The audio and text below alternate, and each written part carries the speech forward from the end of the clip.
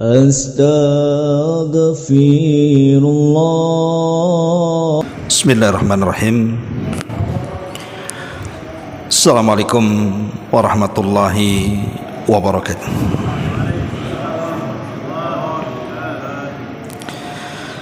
Bihamdillah wassalatu wassalamu ala rasulillah wa ala alihi wa sahbihi wa mawalah wa la hawla wa la quwwata illa billahi wa ba'du. Alhamdulillah, segala puja dan puji hanya milik Allah Jalla fi'ula. Salawat dan juga salam kita hadiahkan kepada Rasul kita Nabi besar Muhammad sallallahu alaihi wa ala alihi wasallam. Pembahasan di malam hari ini kita akan menjelaskan tentang keajaiban at-tauhid. Ma'asyiral muslimin wal muslimat rahimakumullah. Kita tahu bahwa tujuan penciptaan manusia adalah untuk mentauhidkan Allah Subhanahu wa ta'ala, dan itu disebutkan dalam ayat yang sering kita hafal, wa ma khalaqtul jinna wal insa illa liya'budun. Tidaklah aku ciptakan jin dan manusia kecuali mereka diperintahkan untuk beribadah kepadaku. Artinya untuk mentauhidkan diriku.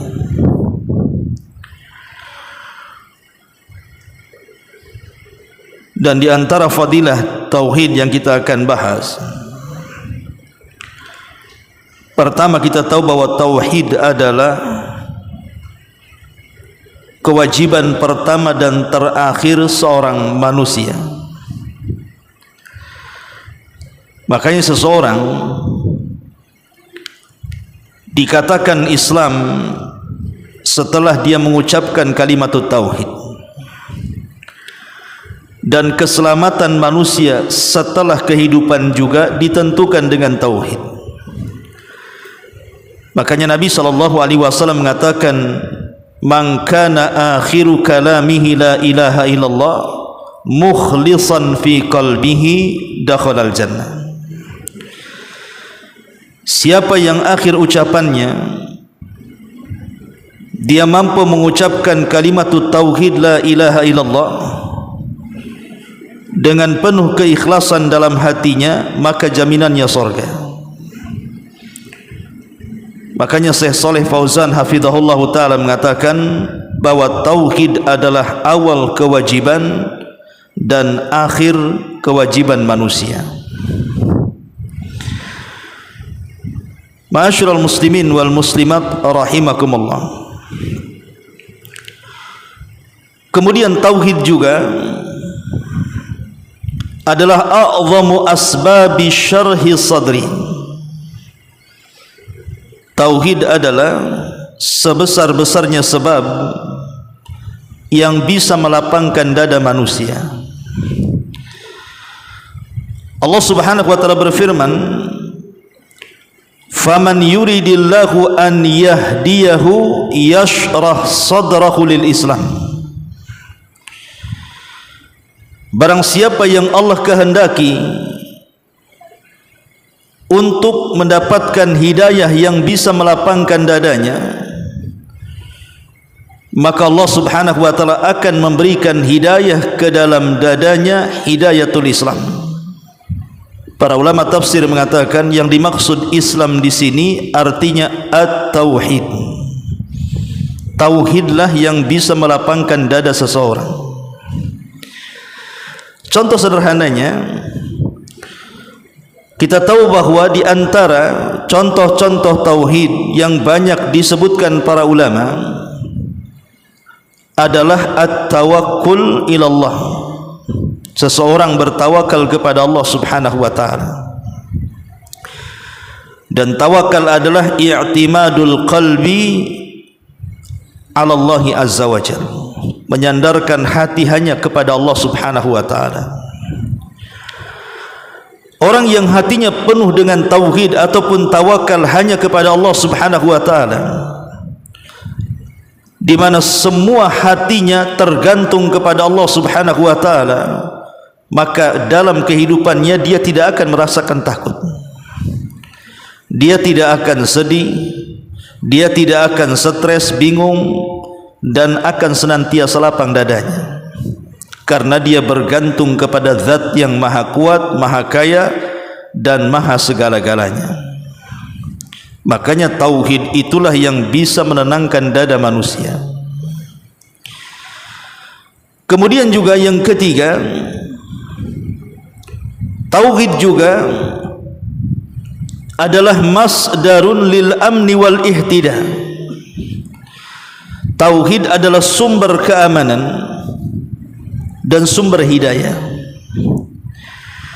Dalam surah Al-An'am ayat 82 Allah subhanahu wa ta'ala mengatakan, alladzina amanu wa lam yalbisu imanahum bizulmin ulaika lahumul amnu wa hum muhtadun.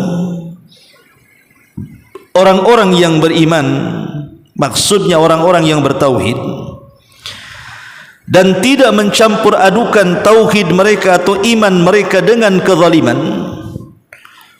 maka mereka akan mendapatkan keamanan dan mereka akan senantiasa diberikan hidayah. Para sahabat ketika turun surah Al-An'am 82 ini sempat kebingungan, sehingga mereka datang kepada Nabi SAW dan mengatakan, ya Rasulullah, ayyuna lam yadlim nafsa, siapa di antara kita yang tidak pernah menzalimi diri-diri kita? Semua kita melakukan kezaliman kepada diri sendiri. Kalau memang syarat mendapatkan keamanan dunia dan hidayah masuk surga itu harus tidak mencampur adukan keimanan dengan kezaliman, siapa yang tidak berbuat zalim? Semua kita berbuat zalim. Maka sahabat pun kemudian mendapatkan pencerahan oleh Rasul dan mengatakan, bukan seperti yang kalian pikirkan. Yang dimaksud zalim di sini artinya kesyirikan. Sebagaimana perkataan Luqmanul Hakim, inna syirka la zulmun azim, sesungguhnya syirik itu adalah kezaliman yang sangat besar. Jadi syirik di sini zalim di sini artinya kesyirikan. Jadi orang-orang yang bertauhid dan tidak mencampur adukan tauhidnya dengan kesyirikan, maka mereka akan mendapatkan keamanan.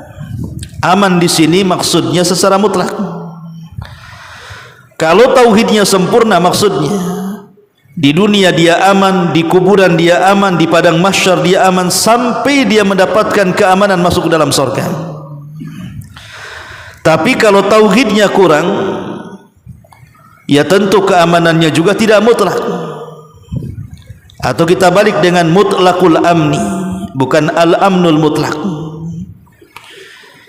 Boleh jadi dia mendapatkan keamanan, tetapi setelah menjalankan pembersihan dosa-dosa, dimasukkan ke dalam neraka, baru kemudian dimasukkan ke dalam surga. Tapi yang dimaksud ayat ini adalah orang-orang yang menyempurnakan tauhidnya, betul-betul sempurna dan tidak ada cacat dengan kesyirikan.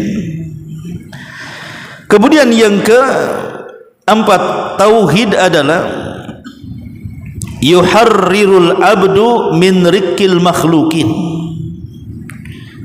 Jadi tauhid itu bisa membebaskan seorang hamba dari perbudakan makhluk.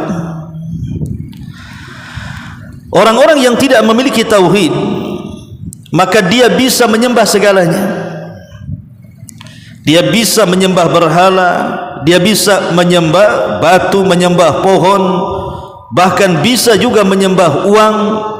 Sebagaimana Nabi SAW mengatakan, ta'isa abdu dinar wa ta'isa abdu dirham, celaka hamba-hamba dinar dan dirham.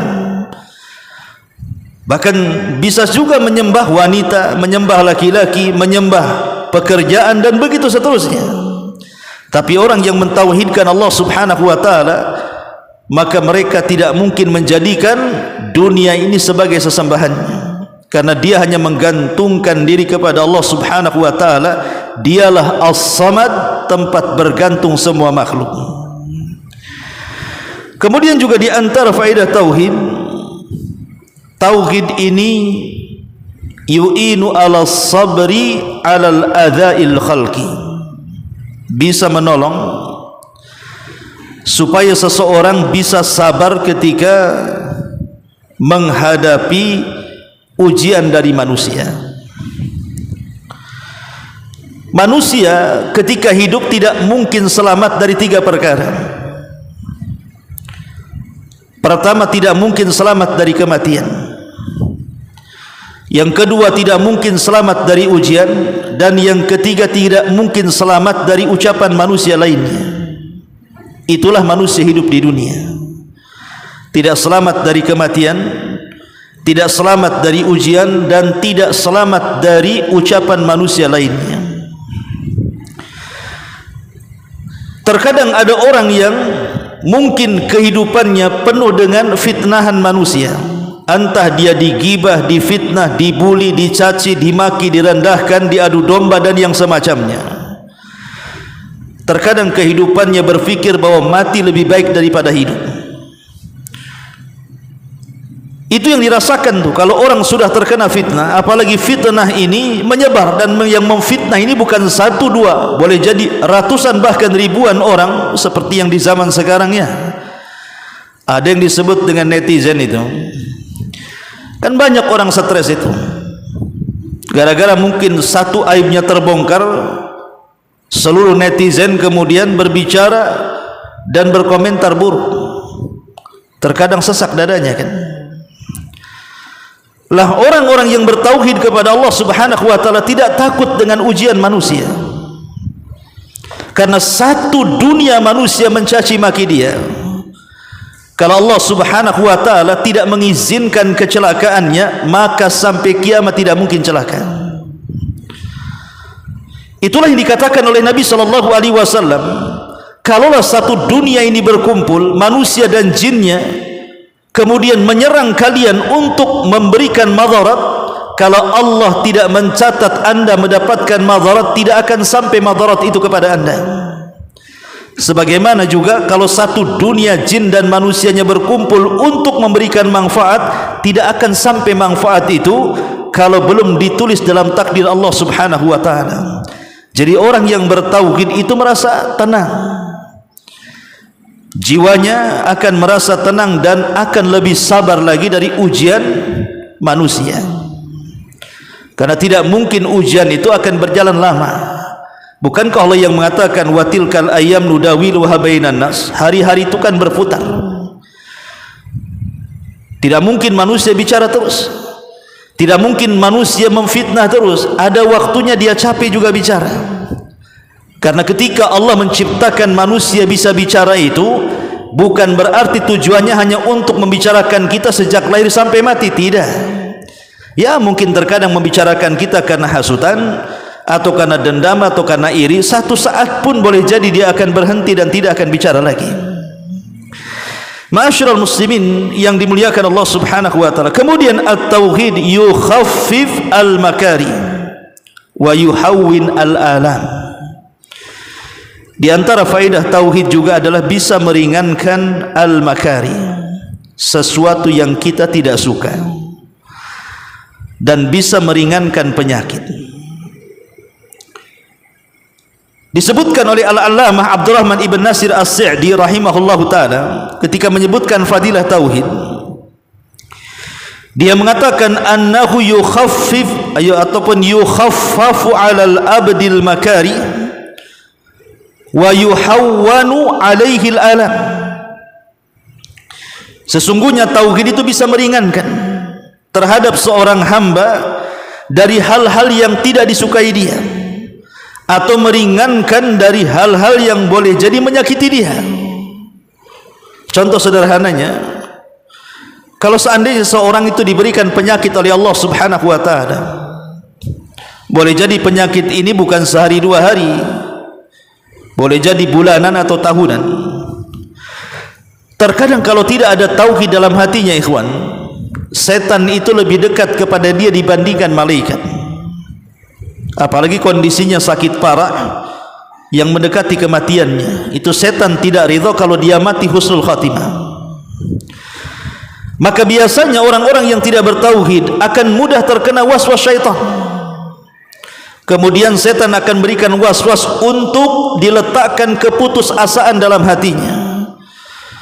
Kemudian terpikir bahwa lebih baik mati dibandingkan hidup. Boleh jadi dia memandang orang-orang di sekitarnya, orang-orang yang tercintanya dari keluarga dan kerabatnya yang sudah lama kemudian menjaga dan merawatnya. Dia merasa bersalah.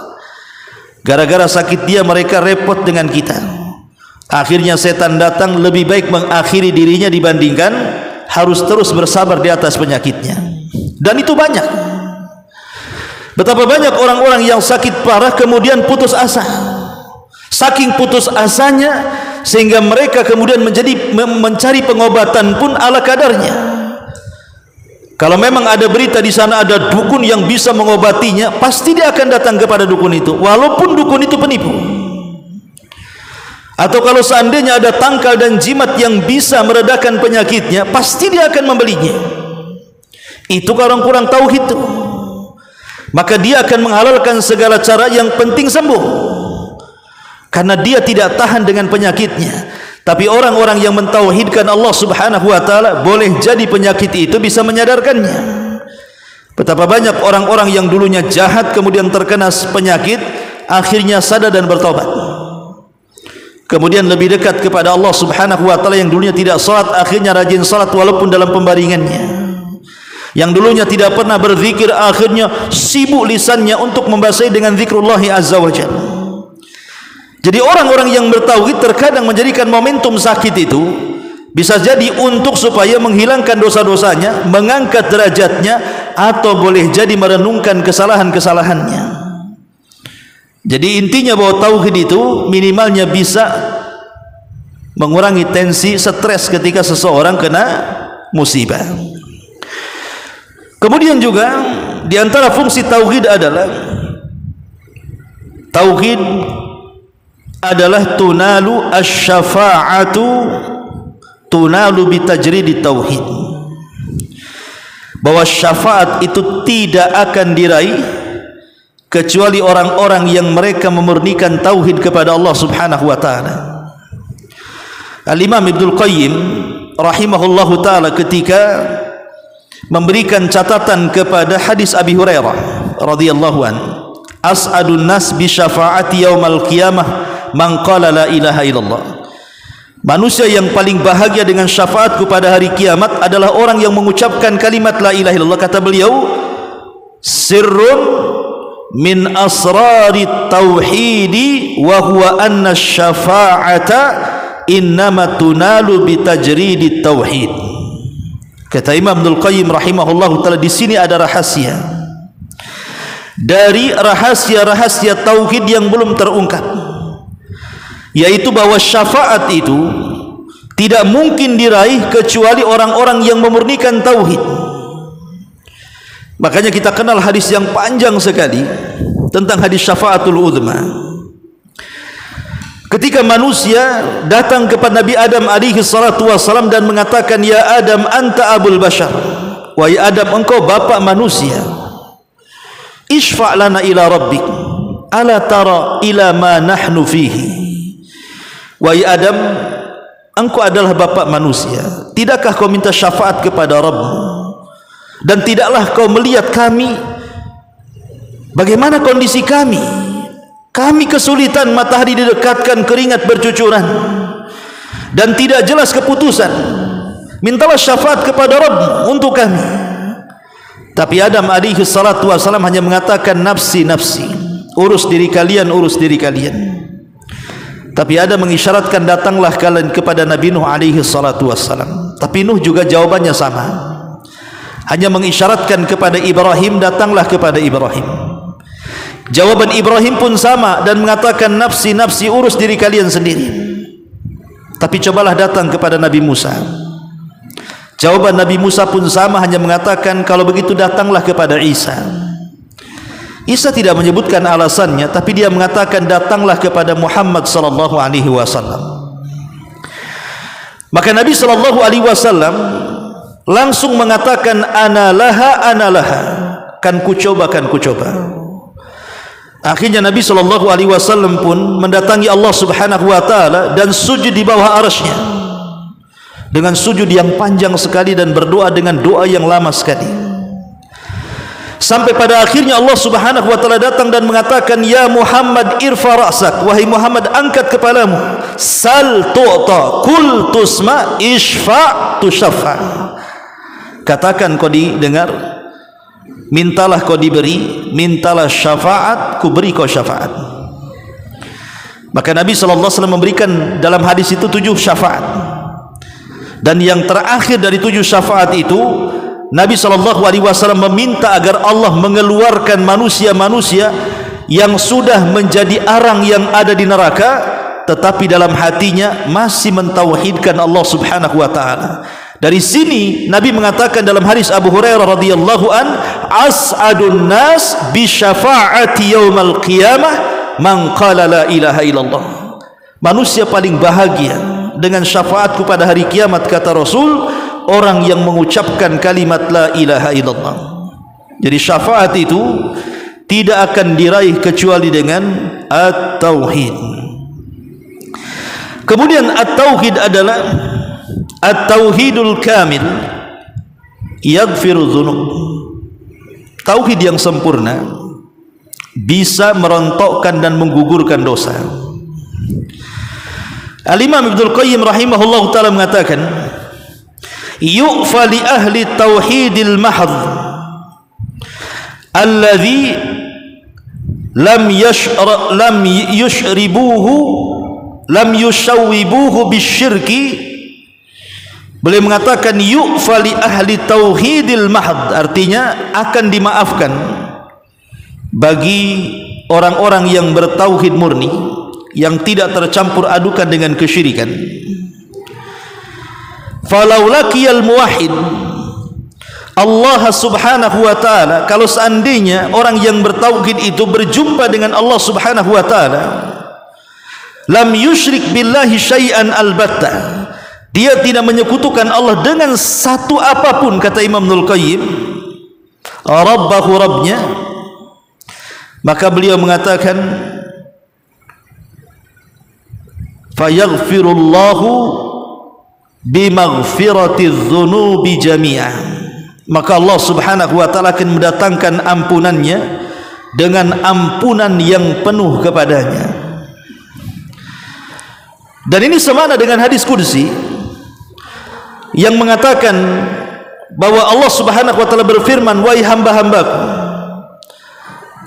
seandainya engkau mendatangkan diri kepadaku dengan membawa dosa yang membumbung sampai ke langit atau dosa yang beratnya seberat bumi, tetapi tidak menyekutukan Allah Subhanahu wa taala, kau datang kepadaku dengan ampunan, maka aku akan datang kepadamu dengan hal yang sama, mengampuni semua dosa, walaupun dosa itu setinggi langit bahkan seberat bumi. Ini menunjukkan bahwa tauhid itu diantara sebab mendapatkan ampunan dari Allah Subhanahu wa taala. Ma'asyiral muslimin yang dimuliakan Allah Azza wa Jalla. Kemudian juga tauhid adalah yukhrij minal qalbi al khawf minal khalqi.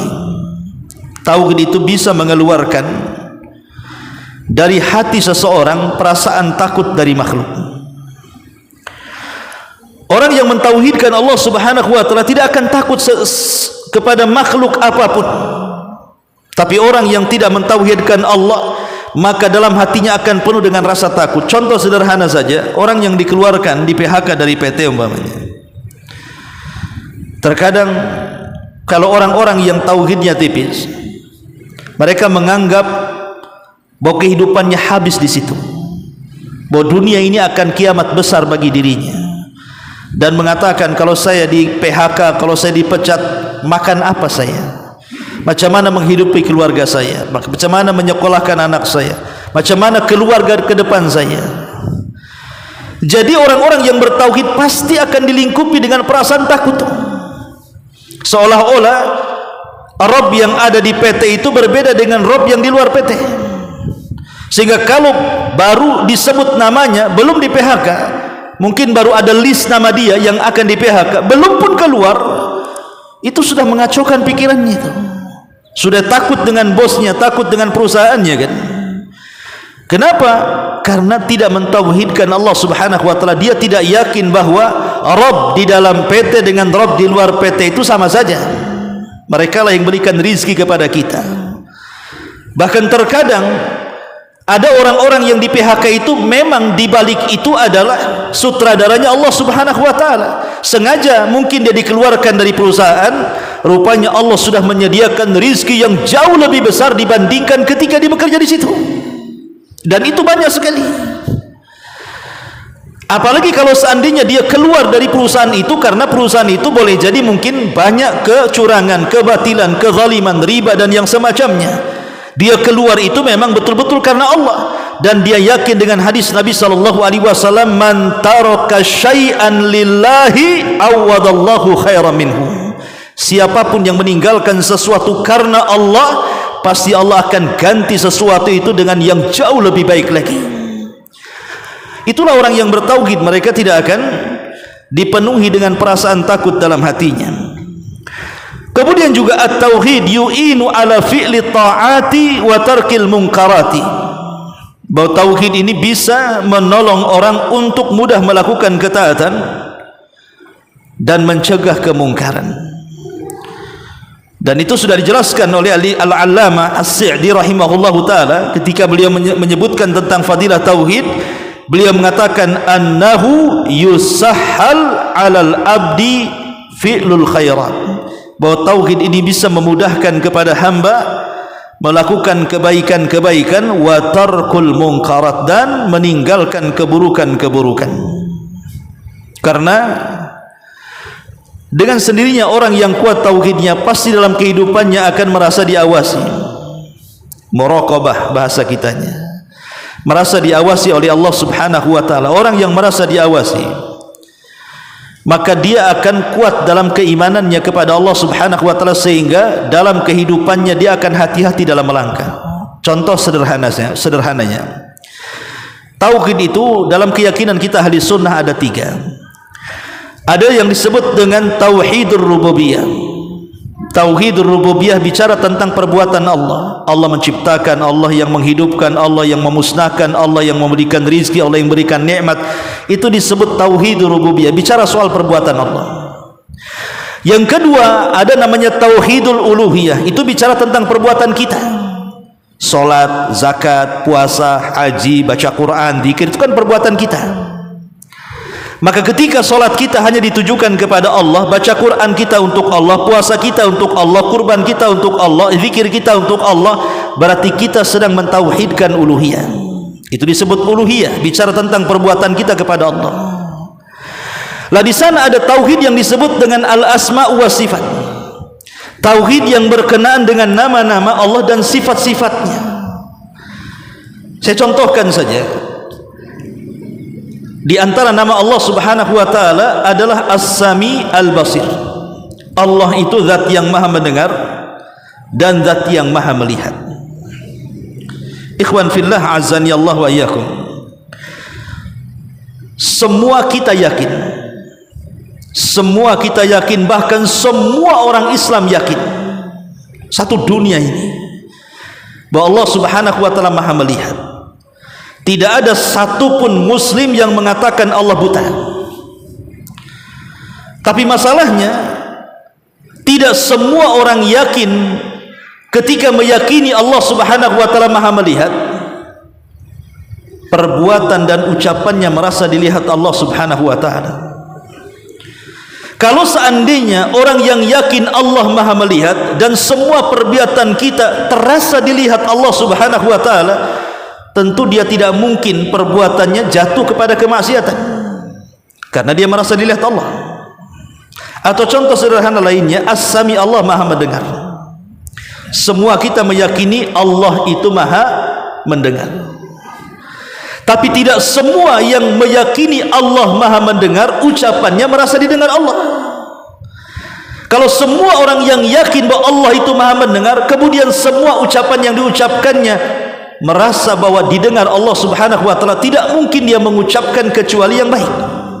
Kenapa? Kalau dia mengeluarkan kata-kata yang kotor, Allah dengar. Itu baru dua nama Allah, As-Sami Al-Basir. Kalau diterapkan ini dua nama Allah saja, maka manusia itu akan terlahir menjadi manusia yang baik, manusia yang jujur, yang disiplin, yang bertanggung jawab, dan terlahir menjadi manusia yang saleh dan salehah. Dipastikan itu baru dua nama saja kalau diresapi. Masalahnya ketika kita beriman kepada nama-nama Allah hanya sebatas wujudnya, tapi tidak sampai ke maha besar Allah subhanahu wa ta'ala. Ini yang terjadi kalau kita betul-betul mempelajari tauhid, maka tauhid itu bisa membangkitkan ketaatan kita kepada Allah dan bisa mencegah kemungkaran kita kepada Allah subhanahu wa ta'ala. Kemudian juga tauhid ini adalah at-tathbit wal istiqamatu indal mauti. Tauhid ini yang menjadikan seseorang itu punya ketetapan dan istiqamah saat kematiannya. Allah subhanahu wa ta'ala mengatakan, yuthabbitullahu alladhina amanu bil qawli tsabit fil hayatid dunya wal akhirah. Allah subhanahu wa ta'ala akan memberikan kemantapan jawaban kepada orang-orang yang beriman saat ditanya oleh dua malaikat Munkar dan Nakir, man rabbuk, siapa Rabb? Pasti dia akan mengatakan Rabbi Allah, Rabbku adalah Allah.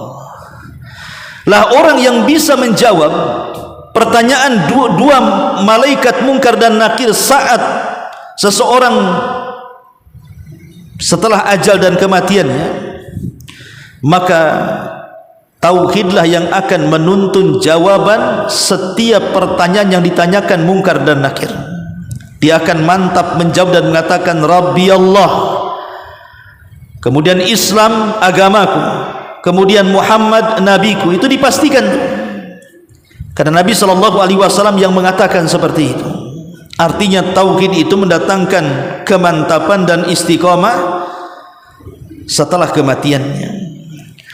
Kemudian juga at-tauhid adalah annahus sabab al-wahid linaili ridallahi azza wa jal wa thawabi.